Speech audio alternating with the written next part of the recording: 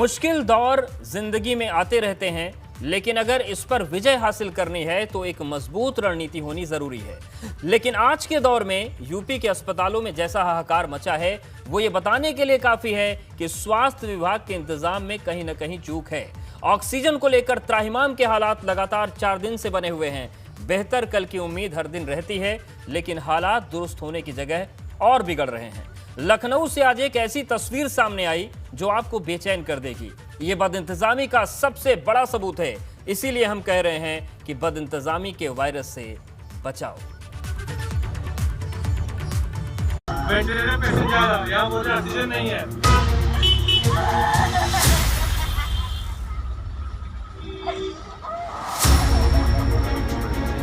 Corona मरीज के परिजनों की ये चीख एक सवाल है।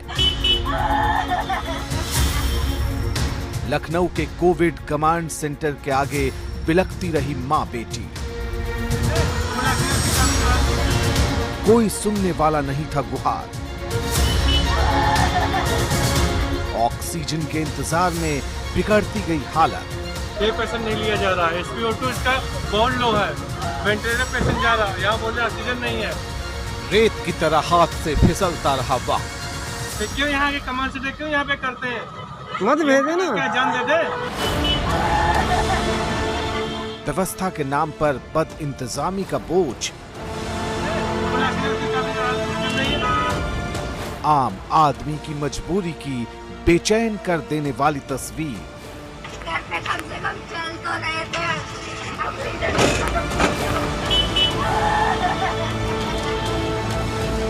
बद इंतजामी के वायरस से बचाओ।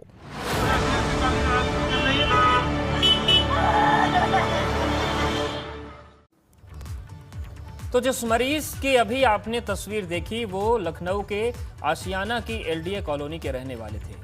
निर्मल नाम के शख्स के इलाज के लिए पहले परिजनों ने कोविड कमांड सेंटर से CMO का लेटर लिया, लेकिन जहां का लेटर दिया गया उस निजी अस्पताल में बेड नहीं मिला। ऐसे में बिना इलाज के इस मरीज ने पत्नी और बेटी के सामने ही दम तोड़ दिया। परिजन चारों तरफ फोन मिलाते रहे, लेकिन गुहार कहीं नहीं सुनी गई, मदद नहीं मिली। पूरा मामला ABP गंगा संवाददाता विवेक त्रिपाठी की जुबानी जानिए। आशियाना की LDA कॉलोनी में रहने वाले 61-60 के निर्मल कुमार की हालत बिगड़ गई। उनका ऑक्सीजन लेवल 30 तक पहुंच गया। पत्नी सुनीता और बेटी पारुल परेशान हो गए। दोनों उन्हें लेकर कोविड कमांड सेंटर पहुंचे। यहां पर CMO ने एक अधिकार पत्र दिया जिससे उन्हें एम्बुलेंस मिली। एम्बुलेंस में अपने मरीज को लेकर वो IIM रोड स्थित एक निजी अस्पताल पहुंचे। वहां पर अपने सारे कागजात दिखाए और मरीज को भर्ती करने की गुजारिश की, लेकिन अस्पताल संचालकों ने मरीज को भर्ती नहीं किया। अंततः 3 घंटे तक अस्पताल के बाहर एम्बुलेंस में ही तड़प तड़प कर निर्मल कुमार ने जान दे दी। निजी अस्पताल के बाहर एम्बुलेंस में जान गंवाने वाले निर्मल कुमार के परिवारीजनों का कहना है कि उनकी स्थिति बहुत खराब थी। उनका ऑक्सीजन लेवल 30 के आसपास था। बावजूद इसके स्वास्थ्य विभाग के अधिकारियों ने स्थिति की गंभीरता को नहीं समझा और उन्हें स्पेशल ट्रीटमेंट देने का प्रयास नहीं किया। उन्हें एक ऐसा अस्पताल रेफर किया गया जो यहाँ से कई किलोमीटर दूर था और वहाँ पहुँचने में करीब 1.25 घंटे का समय लग गया। अगर अधिकारी चाहते और उनकी स्थिति का आकलन करते तो शायद निर्मल कुमार की जान बचाई जा सकती थी। अधिकारियों को मालूम था कि उनकी हालत बहुत खराब है और उनके लिए एक एक पल बहुत कीमती है। बावजूद इसके उन्होंने लापरवाही बरती। अंततः एक और मरीज इस सड़े गले और नाकारा सिस्टम की भेंट चढ़ गया।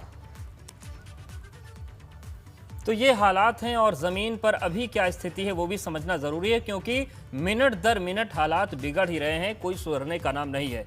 हमारे साथ वाराणसी से नीतीश जुड़ गए हैं, आगरा से हमारे साथ नितिन जुड़ रहे हैं और देहरादून से ब्यूरो चीफ अजीत राठी हमारे साथ जुड़ गए हैं। नीतीश, सबसे पहले आपके पास आना चाहते हैं। जो स्थिति लखनऊ की हम देख रहे हैं, जो स्थिति आगरा की है, वाराणसी की भी तस्वीर आपने दिखाई कि वहां भी कोविड कमांड सेंटर बना दिया गया है आलीशान बिल्डिंग में, लेकिन हालत यह है या तो फोन इंगेज जाएगा या कोई उठाएगा नहीं।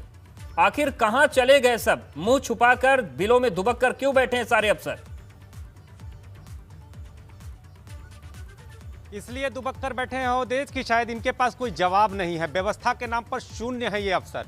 आपको बता दें कि जिस तरह से कोविड कमांड सेंटर की व्यवस्था की गई थी, एक बड़ी बिल्डिंग देख के आपको ऐसा लगेगा कि इस बिल्डिंग में सारी व्यवस्थाएं हैं और पूरे शहर की व्यवस्था को कंट्रोल कर रही है ये बिल्डिंग, लेकिन गेट पर जो नंबर अंकित हैं वो नंबर इस पूरी व्यवस्था को मुंह चिढ़ाने के लिए काफ़ी है। जब आम जनता उन नंबरों पर फ़ोन करती है तो या तो वो बिजी बताते हैं या तो वो नॉट रीचेबल बताते हैं, जो जाती है घंटी वो उठते नहीं हैं, तो कई तरह की समस्याएं जनता झेल रही है। बिल्कुल, जनता बहुत झेल रही है। नीतीश बने रहे हमारे साथ, नितिन और अजीत जी भी बने, उनके पास भी जाएंगे। बहुत कुछ ऐसी तस्वीरें आई हैं जो परेशान करने वाली हैं, वो सारी जमीनी रिपोर्ट दिखाएंगे आपको। लेकिन कुछ रिपोर्ट्स और आपको हम दिखाते हैं। अस्पतालों में ऑक्सीजन की कमी से हर तरफ अभी हाहाकार की स्थिति है। आज लखनऊ से लेकर नोएडा तक में फिर से कई अस्पतालों ने मरीजों के तीमारदारों को अस्पताल से ले जाने को कह दिया। मरीजों के घर वालों पर यह आफत का पहाड़ टूटने जैसा था, लेकिन अस्पताल प्रबंधन साफ साफ कह रहा था कि जब ऑक्सीजन नहीं है, सप्लाई नहीं मिल रही है, तो फिर वो इलाज कैसे करेंगे।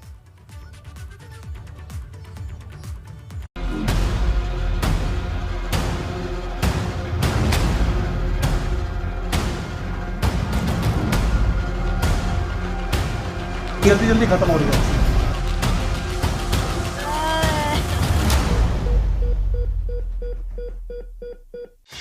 अस्पतालों ने चिपकाए नोटिस, नहीं ले सकते भर्ती।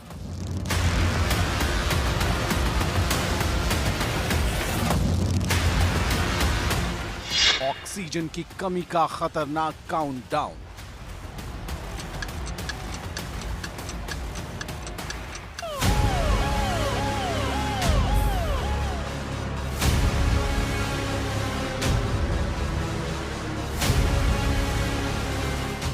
शहर शहर हॉस्पिटल की गुहार। और बस 3 घंटे की ऑक्सीजन है। सर शायद 1-1.5 घंटे या हो सकता है 2 घंटे भी चल रहा है।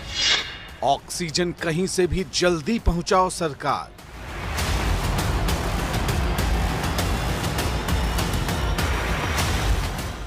शहर शहर सिर्फ नाम अलग है, लेकिन अस्पतालों में मचा कोहराम एक जैसा है। किसी अस्पताल ने कहा सिर्फ 2 घंटे भर का ही ऑक्सीजन बाकी है, किसी ने घंटे भर की बात कही, किसी ने 6 घंटे तो किसी ने 8 घंटे के भीतर ऑक्सीजन पहुंचाने की सरकार से गुहार लगाई। ऑक्सीजन की किल्लत की वजह से अस्पतालों में इलाज पर आए संकट की तस्वीरें हालात की गंभीरता जाहिर करने को काफी हैं। ऐसे हालात कभी पैदा नहीं हुए थे। आलम सिहरा देने वाला है। डॉक्टरों की धड़कनें तेज हैं। अस्पताल प्रबंधन तक की रूह कांप रही है कि अगर समय पर ऑक्सीजन की सप्लाई लगातार नहीं पहुंची तो फिर वो मरीजों की जान कैसे बचा पाएंगे। तीमारदारों का भी हाल यही है।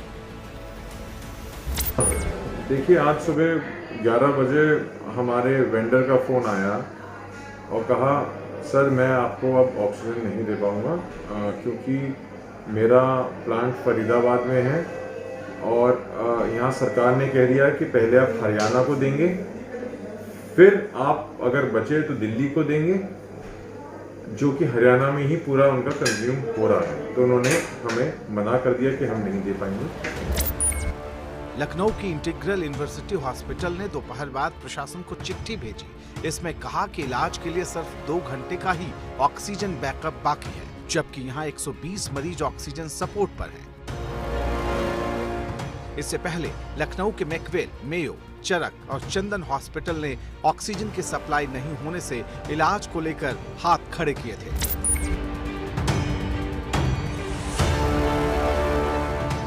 दिल्ली एनसीआर से सटे नोएडा और ग्रेटर नोएडा का भी हाल अलग नहीं। गुरुवार दोपहर को ग्रेटर नोएडा के प्रकाश हॉस्पिटल में ऑक्सीजन का सिर्फ 3 घंटे का बैकअप ही बाकी था, जबकि यहां 150 मरीज ऑक्सीजन सपोर्ट पर थे। यहाँ के प्रबंधन ने मरीजों के तीमारदारों से कहा कि आप अपने पेशेंट को कहीं और ले जाइए क्योंकि यहाँ अब लंबे समय तक ऑक्सीजन सपोर्ट देना मुमकिन नहीं। हम पहले से ही शॉर्ट चल रहे थे, तो हमने पहले ही रिक्वेस्ट की थी और कुछ सिलेंडर्स हमारे आइनॉक्स भी गए थे, बट जिस कैपेसिटी पर हमारे हॉस्पिटल चल रहे थे उसका 50% भी हमारे पास नहीं आ पा रहा था ऑक्सीजन। और जब हमारे मेन वेंडर ने आज मना कर दिया तो अब हमें और कोई रास्ता नहीं बचा। मरीजों के परिजनों के लिए ये कोरोना के कोप के बाद दोहरी आफत की तरह है। वे मजबूर हैं, लाचार हैं। आखिर इस हालत में मरीज को लेकर किसी और अस्पताल में जाएं तो जाएं कहां?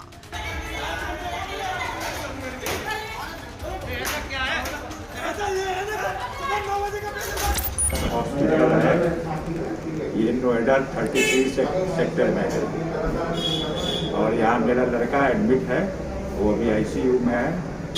वो 12 तारीख को एडमिट हुआ था और यहाँ हॉस्पिटल अथॉरिटी अभी बताए, जो भी यहाँ पेशेंट्स के गार्जियंस है उनको फ़ोन करके बताया गया कि मेरे पास ऑक्सीजन सिलेंडर नहीं है।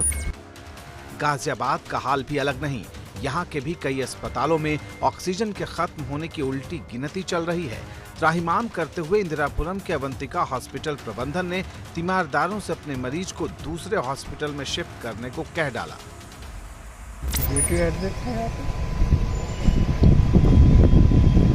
आज बोलने की ऑक्सीजन नहीं है,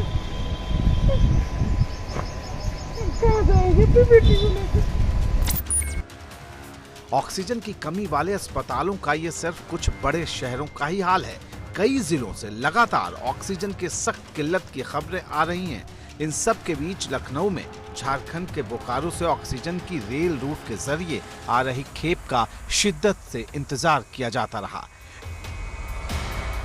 इस वक्त सिर्फ लखनऊ का सवाल नहीं है, अब ऑक्सीजन की कमी ने पूरे प्रदेश में कोहराम की स्थिति पैदा कर दी है।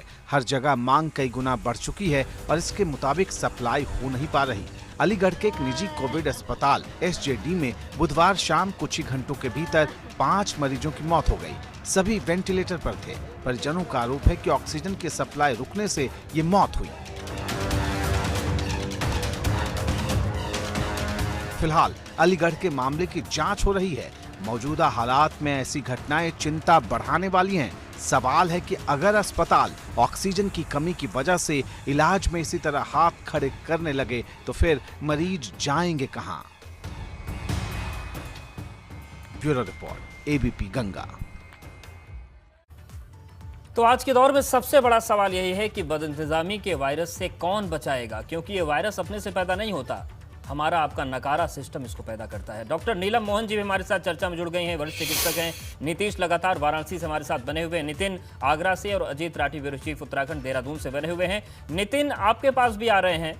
आगरा की भी स्थिति यही है कि जितनी जरूरत ऑक्सीजन की है उतना सप्लाई वहां पर नहीं हो पा रहा है। केवल दावे हो रहे हैं या फिर कोई है जो पुख्ता बता सके कि कब तक मरीजों को ऐसे भटकना पड़ेगा और कब इंतजाम हो जाएंगे? क्या स्थिति है आगरा की?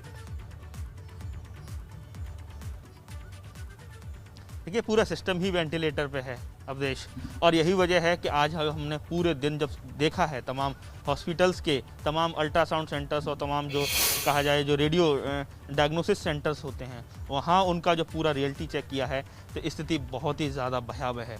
अभी भी 5 मिनट पहले तक, लाइव पर खड़े होने से 5 मिनट पहले तक 3-4 हॉस्पिटल्स में ये सूचनाएं हैं कि ज़बरदस्त क्राइसिस है और वो प्रशासन की ओर बाँट जो रहे हैं। लगातार कोई सा हॉस्पिटल उठा के देख लीजिए, पाठक हॉस्पिटल, रश्मि मेडिकेयर, आपका जग्गी मेमोरियल, ओम डायग्नोस्टिक, एक लंबी फहरिस्त है। हर जगह ज़बरदस्त तरीके से इस समय ऑक्सीजन क्राइसिस है।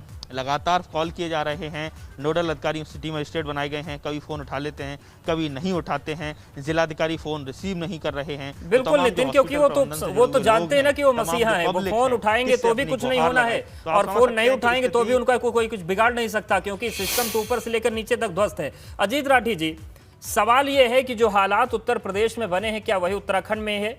क्योंकि किसी भी जिले में आप बात कर लीजिए, अफसर हो, मंत्री हो, नेता हो, कहते यही है कि व्यवस्था काबू में है, सब कुछ ठीक है। लेकिन ठीक होता तो ऐसे अस्पताल नहीं कह रहे थे आज की मरीजों को ले जाइए, ऑक्सीजन खत्म हो गया है। उत्तराखंड की हालत क्या है?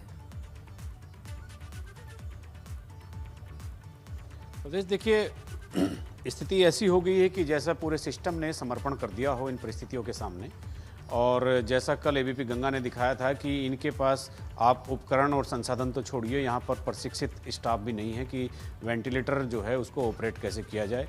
रुड़की और काशीपुर 2 शहरों का एबीपी गंगा ने बहुत प्रमुखता से एक बात दिखाई थी कि वहाँ वेंटिलेटर कबाड़ खाने में धूल फांक रहे हैं, और दूसरे शहरों में ही नहीं, उत्तराखंड के भी तमाम शहरों में जहाँ कोविड अस्पताल बनाए गए हैं वहाँ भी सिफारिश के बावजूद बेड नहीं मिल रहे हैं, आईसीयू बेड नहीं मिल रहे हैं। तो ये एक सिस्टम की काहिली का एक नमूना है, और एक चीज़ की अवश्य जांच होनी चाहिए। जो चीज़ अब निकल कर सामने आ रही है, जब पिछले साल पेंडेमिक था और ये पिछले साल ही पता चल गया था कि ऑक्सीजन, इस बीमारी के लिए ऑक्सीजन सबसे महत्वपूर्ण चीज़ है। और उसके बाद पूरे देश भर में, उत्तराखंड में भी बहुत सारे ऑक्सीजन के कारखाने लगाने के लाइसेंस दिए गए थे, लेकिन कोई भी निवेश करने के लिए आगे नहीं आया। जिनको लाइसेंस दिए गए थे वो लाइसेंस लेकर बैठे हैं, आखिर वो क्या कर रहे हैं, या उन्होंने ये सोच लिया था कि ये जो पेंडेमिक होता है बार बार नहीं आएगा, हो सकता है निवेश बेकार चला जाए। बिल्कुल, ये भी जांच होनी चाहिए कि अगर लाइसेंस जिन लोगों ने लिया, आखिर वो क्यों लाइसेंस लेने के बाद प्लांट लगाने नहीं आए, और इतनी बड़ी बदहाली अब देश झेल रहा है। सभी लोग हमारे साथ बने, डॉक्टर नीलम मोहन जी भी हमारे साथ बनी हैं। डॉक्टर नीलम जी, एक लंबा करियर आपका है, पूरे करियर में इतनी बेबसी डॉक्टर्स ने महसूस की है क्या कभी, कि दवा भी नहीं है, ऑक्सीजन भी नहीं है, जांच करवाना हो तो जांच भी नहीं हो पा रही, उसमें भी मारा मारी? जी बिल्कुल, ऐसे था कि कभी बुक्स में पढ़ा करते थे कि वर्ल्ड वॉर 2 में ऐसे बेहाल हुआ था, या कोई जब फ्लू 1930 स्पेनिश फ्लू, तो ऐसे लगता था पढ़ते समय तब सोचते थे कि ऐसा भी हो सकता है कि कोई इंसान को कोई इलाज ना हो पाए, लाइक जिस तरीके से हम सोचते थे। कभी सोचा नहीं था कि खुद की ज़िंदगी में इतना डिप्रेशन हो जाएगा। सोने से पहले आप परेशान हैं क्योंकि आपके खुद के इतने फ्रेंड्स, इतने रिलेटिव्स, खुद के लोग भी कंटैक्ट कर रहे हैं, बट देयर इज़ नथिंग। आप हाथ पे हाथ डाल के बैठे हैं। बेस्ट से बेस्ट, मतलब हम जैसे लोग भी, कोई बेड्स नहीं मिल रहे हैं, कोई ऑक्सीजन, कोई रेमडेसिविर की बात कर रहा है। तो ऐसे हालात तो कभी सपने में भी हमने सोचे नहीं थे कि ऐसे टाइम आएगा। जब बात करते थे कि बिल्कुल, और वर्तमान सत्ता और प्रशासन ने उन सपनों को भी सच करके दिखा दिया। बेहतर काम भले न कर पाए, लेकिन महामारी क्या होती है, बदहाली क्या होती है और बदइंतजामी क्या होती है, ये तो इन लोगों ने करके दिखा दिया। आप सभी हमारे साथ बने रहिए। कोरोना के इस महासंकट के दौर में ऑक्सीजन की किल्लत सबसे बड़ी चुनौती साबित हो रही है। पीएम मोदी ने आज खुद हालात की समीक्षा की। इस उच्च स्तरीय बैठक में ऑक्सीजन की कमी दूर करने के हर उपाय पर चर्चा हुई। कल भी इस पर हाई लेवल रिव्यू मीटिंग होगी। पीएम मोदी ने इसके लिए शुक्रवार का अपना पश्चिम बंगाल का चुनावी दौरा रद्द कर दिया है। कल रैली को पीएम अब वर्चुअली संबोधित करेंगे।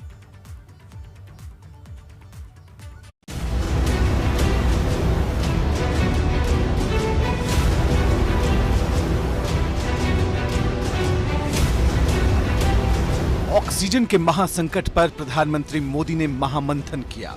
इस मुद्दे पर यह अब तक की सबसे अहम बैठक थी, जिसमें पीएम के प्रधान सचिव के साथ ही कैबिनेट सचिव, गृह सचिव, स्वास्थ्य सचिव, वाणिज्य और उद्योग मंत्रालय के अधिकारियों के साथ ही रोड ट्रांसपोर्ट, फार्मास्यूटिकल्स विभाग के अधिकारी और नीति आयोग के आला ऑफिसर भी मौजूद थे।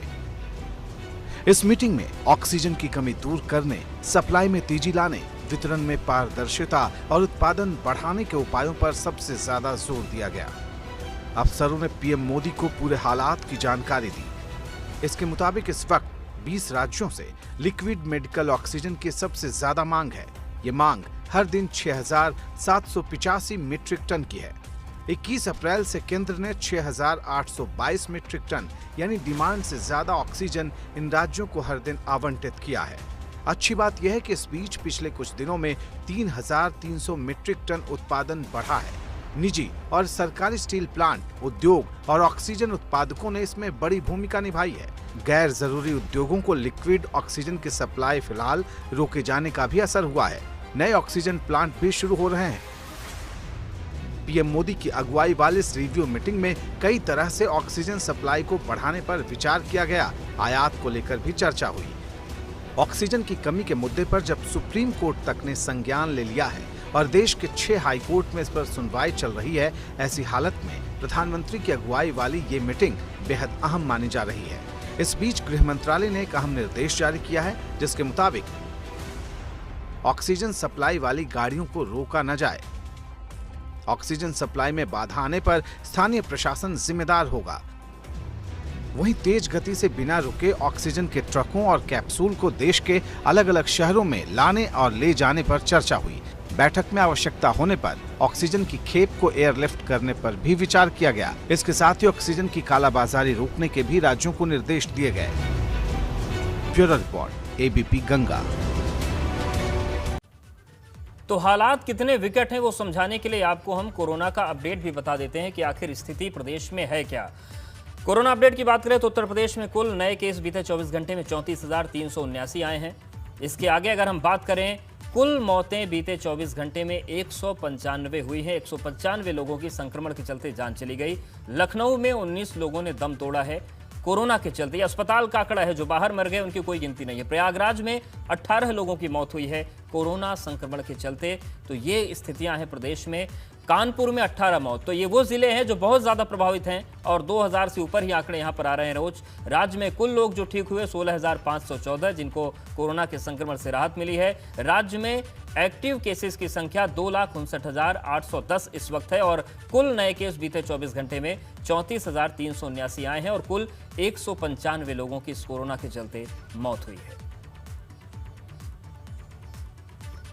तो ये स्थितियां हैं और एक बार फिर से मेहमानों का रुख करते हैं और हमारे साथ नितिन बने हुए हैं, नीतीश बने हुए हैं, अजीत राठी बने हैं। अजीत जी, सवाल यही है, ये बड़ा महत्वपूर्ण सवाल है और अगर हम पीएम केयर्स फंड की बात करें तो उसमें भी जब सवाल उठने शुरू हुए थे तो बताया गया था कि जो सैकड़ों अस्पताल हैं देश में अलग अलग हिस्सों में, उनको ऑक्सीजन प्लांट से लैस किया जाएगा। लेकिन आज की हकीकत ये है कि जब महामारी पीक पर पहुंच गई तब प्लांट बनने शुरू हुए।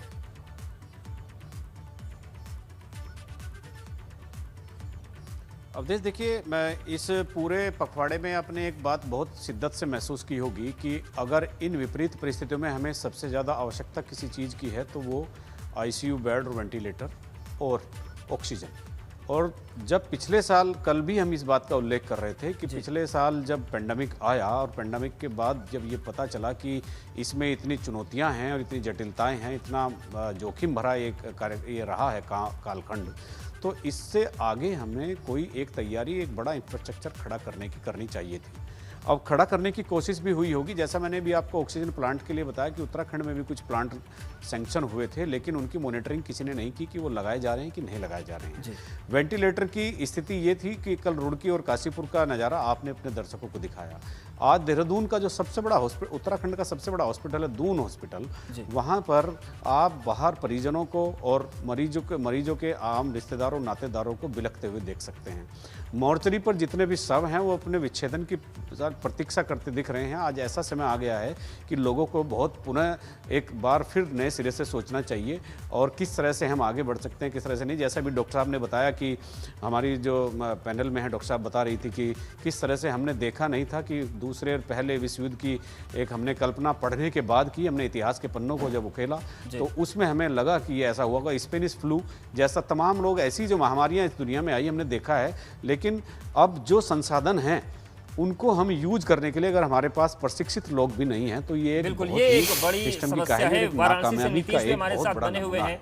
नीतीश, हर जगह जो तीमारदार हैं, मरीज तो बोलने और रोने के लायक नहीं है, पर तीमारदार चीखे मारकर रो रहे हैं।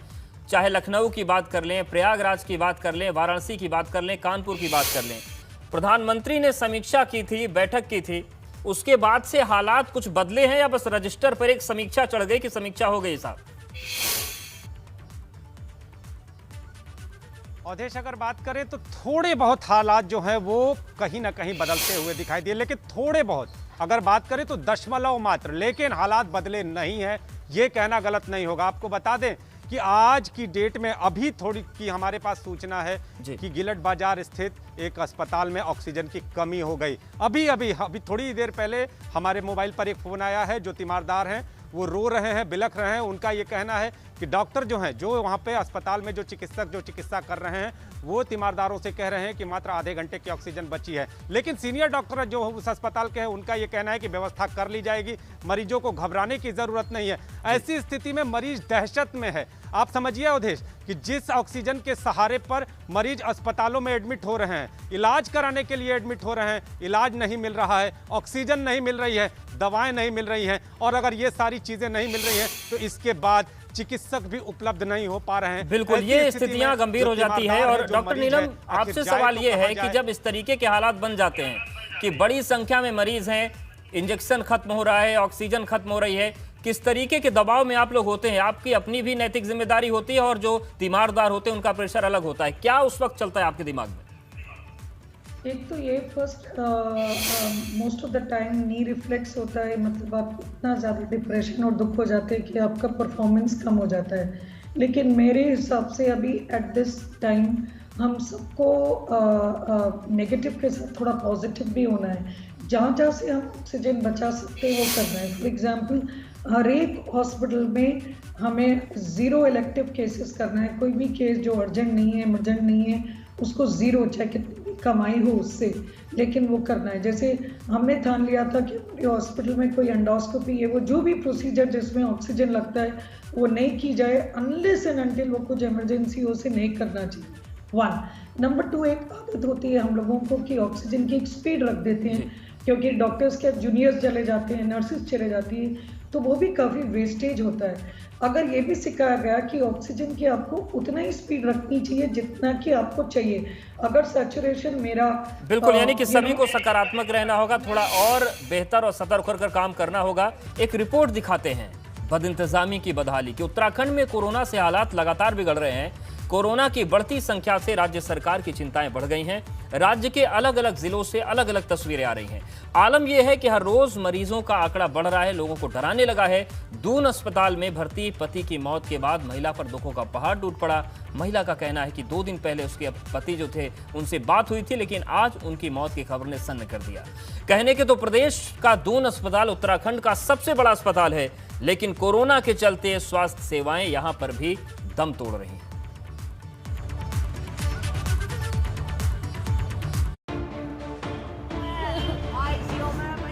उत्तराखंड में कोरोना लोगों की खुशियां उजाड़ रहा है। दून अस्पताल में बिलखती इस महिला ने अपने पति को हमेशा के लिए खो दिया है।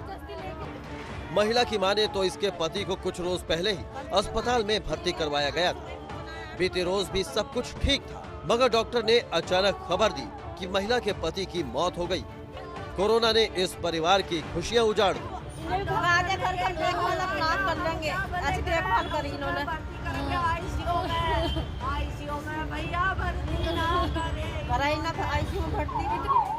कहने को तो प्रदेश में दून अस्पताल उत्तराखंड का सबसे बड़ा अस्पताल है। मरीज इस उम्मीद के साथ इस अस्पताल में आते हैं कि उन्हें जिंदगी मिलेगी, मगर कोरोना की वजह से स्वास्थ्य सेवाएं चरमरा गई हैं। कोरोना के लगातार बढ़ते मामलों की वजह से दून अस्पताल में मरीजों की काफी भीड़ है।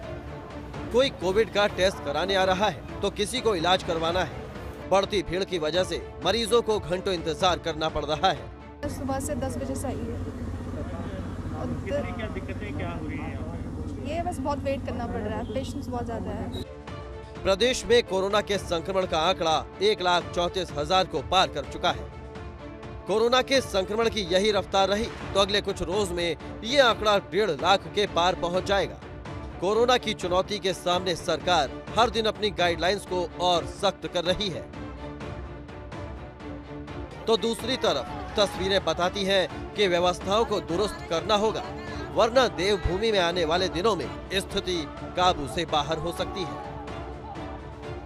एबीपी गंगा के लिए देहरादून से रवि कैंतुरा की रिपोर्ट। तो देखा आपने कि बड़ा अस्पताल जरूर है, लेकिन एक कहावत जो है, नाम बड़े दर्शन छोटे, वही हालात है। एक बार फिर से रुक करते देहरादून का। ब्यूरो चीफ अजीत राठी हमारे साथ बने हैं। अजीत जी, मुख्यमंत्री तीरथ सिंह रावत ने आज बैठक की, जो प्राइवेट अस्पताल है उनके प्रबंधन के साथ बैठक की। उन्होंने ये भी कहा कि हम भी आपको व्यवस्थाएं मुहैया कराएंगे, लेकिन कितनी व्यवस्था इससे दुरुस्त होने की उम्मीद है? क्योंकि आप ही बता रहे हैं कि हालत यह है कि प्रशिक्षित स्टाफ तक नहीं है। क्या कुछ उस बैठक में हुआ है? देखिए, उस बैठक में कई फैसले लिए गए हैं, जिसकी हेल्थ सेक्रेटरी पंकज पांडे ने शाम को ब्रीफिंग के दौरान एक जानकारी भी दी है कि जो प्राइवेट हॉस्पिटल होंगे उनके इतने बेड हम कोविड के मरीजों के लिए आरक्षित कर रहे हैं, उन पर किसी दूसरे की बीमारी का कोई मरीज नहीं आएगा। तो ये केवल बेड बढ़ाने की एक मुहिम है, लेकिन ओरिजिनलिटी ये है कि जो मूल समस्या जहां हमें ध्यान देना है वो ऑक्सीजन है। अब जब सरकारी हॉस्पिटल्स में जितने बेड हैं और उतनी ऑक्सीजन नहीं आ पा रही है, तो प्राइवेट हॉस्पिटलों के बेड लेकर ऑक्सीजन की सप्लाई कहाँ से होनी है? सरकार के पास इस सवाल का कोई जवाब नहीं था। तो समस्या ये है कि जैसे बॉर्डर की अभी अपने बॉर्डर का जिक्र किया, जो बाहर से आने वाले जो लोग हैं वो बहुत अब सख्ती जो आज हुई है और कल और आज में जो सख्ती हुई है कि किसी को भी रिपोर्ट के बिना प्रवेश उत्तराखंड में नहीं देना है। अगर ये हफ्ते भर पहले जब सघन चेकिंग अभियान चलाने का एक दावा किया गया था, अगर तब ये हो जाती, हो सकता है जो बाहर से ट्रांसपोर्ट होकर एक संक्रमण आ रहा है उस पर रोक लगाई जा सकती। लेकिन सरकार थोड़ा जागती है, धीरे से जागती है। लेकिन और अवधेश एक बहुत एक महत्वपूर्ण चीज़ मैं आपको बताता हूँ, ये एक जनरल बात भी हो सकती है किसी भी स्टेट, किसी भी राज्य के लिए। हम रोज़ खबर भेजते हैं कि सरकार समीक्षा बैठक कर रही है, सरकार समीक्षा बैठक कर रही है। दिन भर अधिकारी समीक्षा बैठक में ही रहते हैं, तो समझ में ये नहीं आता कि वो काम किस वक्त करते होंगे, वो अपनी मॉनिटरिंग किस वक्त करते होंगे, और जिलों में क्या हालात हैं उनका जब मौके पर जाकर कैसे जायजा लेते होंगे। हर दिन में 2-2 मुख्यमंत्री की समीक्षा बैठकें होती हैं, मुख्य सचिव की होती हैं। बिल्कुल, सवाल यही है बैठक में कि दिन भर समीक्षा होती है तो क्या, ये भी एक बड़ा सवाल है। आज के दौर में भी यही स्थिति है कि केवल रजिस्टर भरे जा रहे हैं, केवल सरकारी फाइलों में उलझाया जा रहा है जनता को, क्योंकि ना तो ऑक्सीजन बढ़ रही है, ना इंजेक्शन मिल रहा है, और अस्पतालों की स्थिति किसी छिपा नहीं है। अजीत जी हमारे साथ बने रहे, नीतीश भी बने हुए हैं, नितिन भी बने हुए हैं, डॉक्टर नीलम भी बनी है। वाराणसी में क्या है जमीनी स्थिति, अस्पताल के बाहर के हालात क्या हैं, इसका जायजा लिया नीतीश ने। वाराणसी के हालात देखते हैं। काशी में सिस्टम पूरी तरह से कोलैप्स नजर आ रहा है, सिस्टम पर सवाल खड़े हो रहे हैं, लोग परेशान हाल हैं। आप देखिए, ये पीड़ित हैं, इनका ये कहना है कि यहाँ पर चिकित्सा के कोई इंतजाम नहीं है। सबसे पहले आपसे बात करेंगे, नाम जानेंगे आप? जी, मेरा नाम अमित कुमार विश्वकर्मा है। मेरा पेशेंट भर्ती हो, कोविड है, उनका लंग्स जो है 60 से 70% डैमेज हो चुका है। हम हॉस्पिटल भटक रहे हैं क्योंकि रेमडेसिविर जो एक इंजेक्शन है वो मिल जाए, कहीं अवेलेबल नहीं हो पा रहा है। यहाँ पे आएगा तो बताया जा रहा है कि यहाँ को हेल्पलाइन नंबर दिया गया, इस पर बात करिए।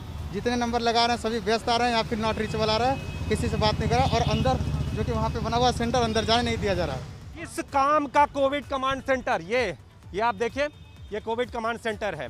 दावा किया जाता है कि कोविड को पूरी तरह से कंट्रोल करने के लिए यहाँ पर एक केंद्र बनाया गया है, यहाँ से समस्याओं का निदान होता है। लेकिन निदान कैसा है, ये जो आप बीती सुनाने वाले हैं वो बता रहे हैं। आपसे जानना चाहेंगे किस तरह की दिक्कतें, कितनी बड़ी दिक्कत? हमारे परिवार में भी हमारी दादी जी थी, वो भी एक्सपायर कर गई। यहाँ के आपको बता दें कि आशापुर चौराहे से लेकर के बाबतपुर तक जितने हॉस्पिटल थे वहाँ गए, वहाँ से फिर आपका ये सिगरा क्षेत्र होते हुए लंका से होते हुए रविंद्रपुरी से होते हुए कजाकपुरा होते हुए कबिल चौरा तक गए, कहीं हॉस्पिटल की व्यवस्था नहीं हो पाई, ना ऑक्सीजन मिला, ना वेंटिलेटर मिला। अंत में एट लास्ट उनकी डेथ हो गई। ऑक्सीजन मिल रही है, ऑक्सीजन मिल रही है, कहीं अवेलेबल नहीं है सर। जहाँ अवेलेबल है उसके चार्जेस 25-25 हज़ार पर डे के ले रहे हैं जी। आप लोगों ने इसकी शिकायत वाराणसी प्रशासन, जिला प्रशासन अधिकारियों से की क्या? किससे करे सर? जिस नंबर पे कॉल किया जा रहा है, नंबर पे फ़ोन नहीं उठाया जा रहा है, व्यस्त आ रहा है, कार्ड दिया जा रहा है। किससे सर हम बात करें? CMO ऑफिस गए तो वहाँ बोला गया कि बार एसोसिएशन में कंप्लेंट करिए। बार एसोसिएशन में गए तो वहाँ से बोला गया कि आप यहाँ आइए। आप देखिए, ये गेट पर टोल फ्री नंबर है और आम जनता की ये शिकायत है कि ये टोल फ्री नंबर सिर्फ और सिर्फ दिखावा है। इस पर न तो फ़ोन उठते हैं और न फ़ोन मिलते हैं। ऐसे में बड़ा सवाल है, बड़ा सवाल ये है कि सांसों की जद्दोजहद कर रही जनता किसके पास जाए? जो टोल फ्री नंबर हैं वो मिलते नहीं हैं, उठते नहीं हैं। आवाज़ उठाए तो किससे उठाए, गुहार लगाए तो किससे लगाए? कैमरामैन विशेष के साथ नीतीश कुमार पांडे, ABP गंगा, वाराणसी। तो सवाल बहुत गंभीर है नीतीश, जितनी भी चीजें ABP गंगा दिखा रहा है सब जमीनी हकीकत है, कैमरे पर है, हवा ये कुछ भी नहीं है। यहाँ पर तो 3-4 लोग थे, लेकिन ऐसे ना जाने कितने लोग आपको दिन भर में मिलते होंगे। क्या सबको यही दिक्कत है? सब परेशान है इस सिस्टम से, सब परेशान इस व्यवस्था से? जी अवधेश, बनारस और बनारस के जो सटे हुए जिले हैं, पड़ोसी जिले, जितने भी मरीज बनारस आ रहे हैं वो राम भरोसे आ रहे हैं। भगवान कहे तो बाबा विश्वनाथ के भरोसे पर ही बनारस वो आ रहे हैं अपना इलाज को कराने। स्थिति ये है कि अगर आप अस्पतालों में जाइए तो अस्पतालों में पहले लंबी फीस ली जाती है। अब मरीज को किसी तरह से अंदर ले गए तो वहाँ पर कब ऑक्सीजन आपको कम मिले, कब आपको इंजेक्शन ना मिले, कब आपको इलाज ना मिले, कब दवाएं ना मिले, इसका कोई भरोसा नहीं है। और जो इन सारे इलाज और दवाओं को देने वाले हैं वो भी अपना रोना रो रहे हैं। वो कह रहे हैं कि हमें सिस्टम से ये चीज़ें पूरी तौर पे मिल ही नहीं रही हैं, तो हम लोगों को उपलब्ध कैसे कराएंगे। बहुत शिकायतें, बहुत तकलीफें हैं और प्रशासन बिल्कुल तरह तरह की तकलीफें हैं, सबके अपने दर्द हैं। कोई ऑक्सीजन के लिए भटक रहा है, कोई इंजेक्शन के लिए भटक रहा है, कोई बेड के लिए भटक रहा है। हर कोई भटकता हुआ ही नजर आ रहा है, जैसा कि नीतीश ग्राउंड रिपोर्ट बता रहे हैं। नितिन के पास चलते हैं आगरा। नितिन, आज पचकुइया कब्रिस्तान और कई अन्य कब्रिस्तानों में आप गए, क्या देखा वहां पर, क्या हालात है? श्मशान में आप पहुंचे, कब्रिस्तान में पहुंचे, किस तरीके की स्थितियां हैं? वहां से पता चलता है क्या कि सरकारी आंकड़े और जमीनी हकीकत में बहुत फर्क है, बहुत कुछ छिपाया जा रहा है हमसे? बिल्कुल अवधेश, देखिए मैं आज वो बात खोलने जा रहा हूं जो शायद लोग जिसका सहज अंदाजा भी नहीं लगा सकते। देखिए आज पूरा दिन मैंने आज शमशान घाट और कब्रिस्तान में बिताया। देखिए आज हमने दिखाया है कि किस तरीके से ताजगंज मोक्ष धाम में एक साथ हमने अपने कैमरे में कैद किया कि 25 से ज़्यादा लाश जलती हुई नज़र आ रही हैं। गाड़ियों की जहां पार्किंग होती है वहां भी लगातार लाइन से लाशें जल रही हैं। वहाँ जो मौके पर जो क्षेत्र बजाजा कमेटी है, जो काउंटर मेंटेन करते हैं, जहाँ लकड़ी चीनी और तमाम जो अंतिम संस्कार में चीज़ें प्रयोग में आती है, तर सिंह, उन्होंने कैमरे पर तो नहीं बोला। उनका कहना है कि एबीपी गंगा ने पहले एक खबर दिखाई थी, आज से 6 दिन पहले बखेड़ा खड़ा हो गया था, लेकिन उन्होंने बताया कि औसतन 100 शव रोजाना मोक्ष धाम ताजगंज में आ रहे हैं। आगरा में 8 शमशान घाट हैं, आप समझ लीजिए छोटे छोटे शमशान घाट हैं। तो हिंदू समाज से जुड़े हुए, कम्युनिटी से जुड़े हुए कम से कम 200-225 लोगों का अंतिम संस्कार हो रहा है। हम गए पचकुइया शमशान कब्रिस्तान में, वहाँ उनका कहना है कि हमारे 5 से 6 कब्रिस्तान है और 70 से 80 लोगों की रोजाना डेथ हो रही है। इसके साथ ही बौद्ध, क्रिश्चियन, सिखिज्म से तमाम अलग अलग मत और धर्म से जुड़े हुए लोग, यानी आप समझ सकते हैं कि आगरा शहर में ही 250 से लेकर 300 मौत अगर सामान्य तौर पर हो रही हैं। और देखिए एक बड़ी बात यह भी है कि RT-PCR हो, एंटीजन हो, उसमें आपकी रिपोर्ट नेगेटिव आ रही है, लेकिन सीटी कराया जाता है। बिल्कुल समझा जा सकता है नितिन कोविड के लक्षण कि भले ही प्रशासन के आंकड़े मौत की इकाई और दहाई में रहे, लेकिन मामला सैकड़े के बहुत आगे पहुंच चुका है। डॉक्टर नीलम जी, जो परिस्थितियां हैं, आंकड़े तो अपनी जगह हैं, लेकिन इन परिस्थितियों को देखकर लगता है क्या कि बहुत कुछ बताया नहीं जा रहा है, बहुत कुछ छिपाया जा रहा है?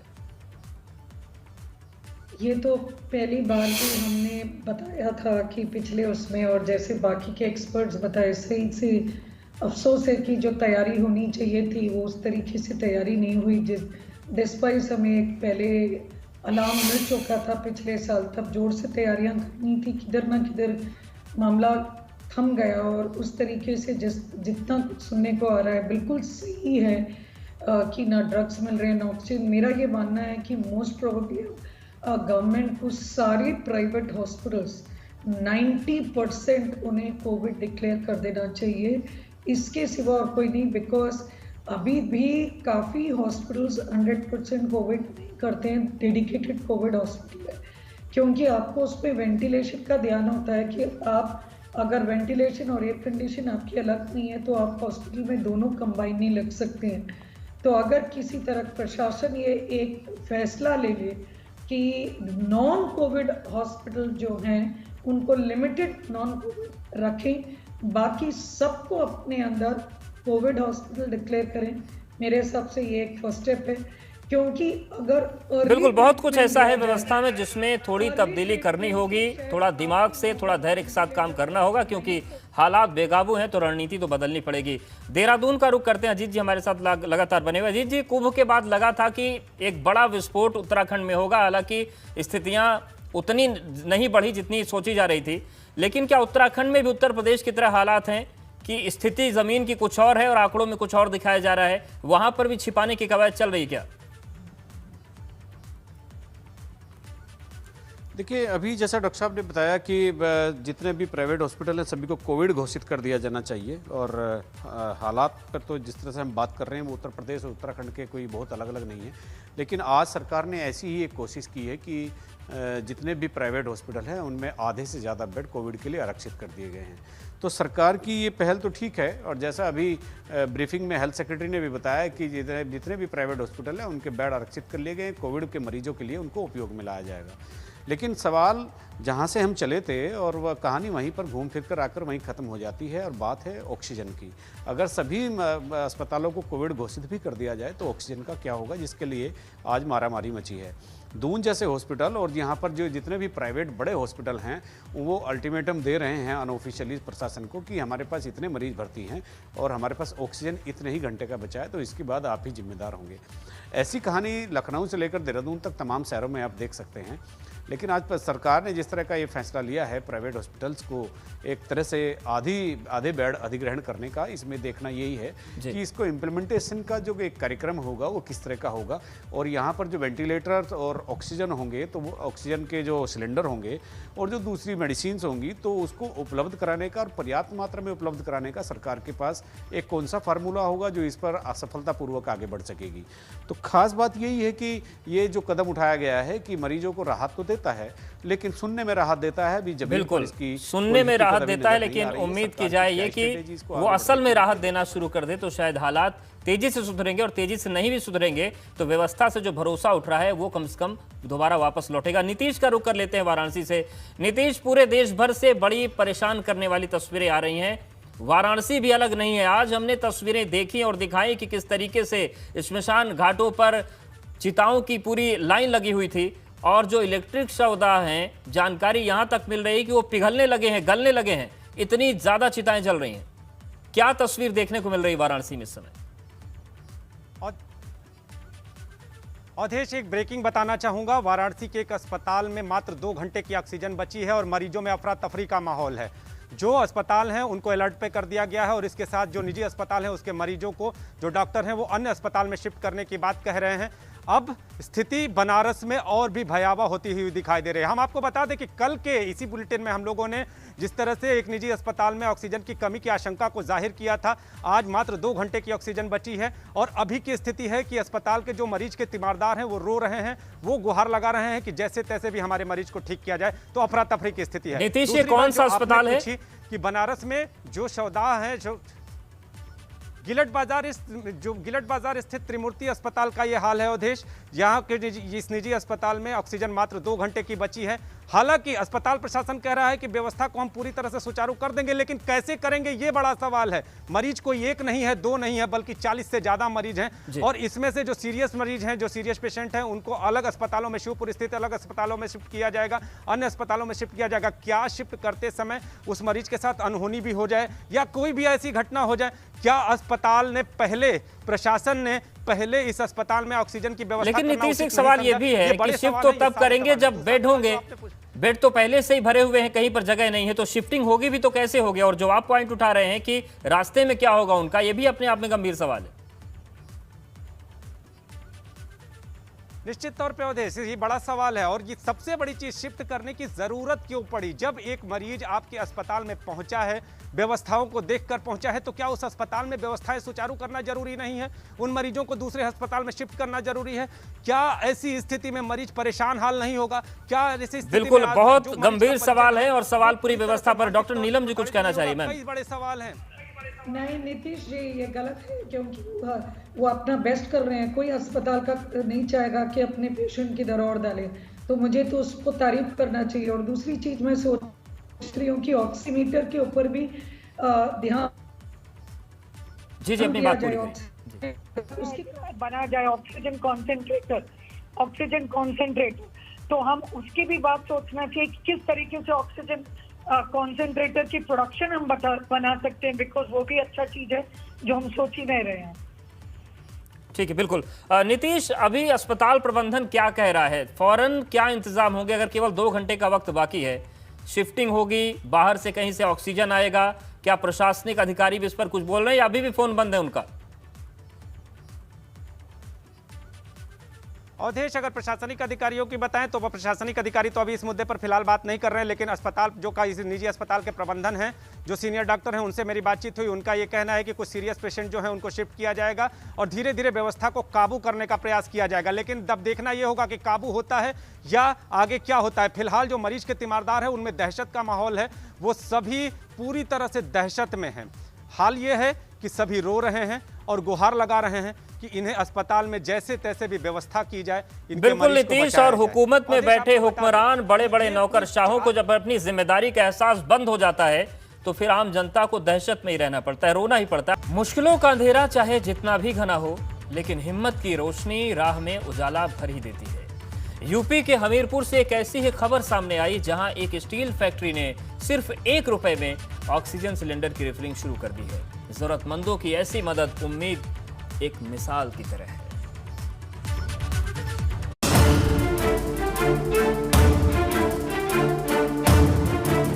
यूपी के इस स्टील प्लांट में इस वक्त ज्यादा से ज्यादा सिलेंडर में ऑक्सीजन भरे जा रहे हैं। कई मजदूर सिर्फ इसी काम में दिन रात जुटे हैं। मकसद सिर्फ इतना है कि किसी भी सरकारी या फिर निजी अस्पताल से आया खाली सिलेंडर ऑक्सीजन से भरकर ही भेजा जाए, वो भी सिर्फ 1 रुपए प्रति सिलेंडर की रिफिलिंग की कीमत पर। सुनकर आप हैरान रह जाएंगे। वजह है यूपी में ऑक्सीजन सिलेंडर के इस वक्त भारी कमी और जगह जगह इसे मनमानी कीमत पर बेचा जाना। लेकिन हमीरपुर के इस रिमझिम इस्पात लिमिटेड के संचालकों ने तय किया है कि वो आपदा के इस वक्त में जरूरतमंदों की सेवा से पीछे नहीं हटेंगे। देखिए, ऑक्सीजन जो भी अपने सरकारी कोविड हॉस्पिटल्स हैं उनको हम मात्र 1 रुपए के बिलिंग पे ऑक्सीजन प्रोवाइड कर रहे हैं।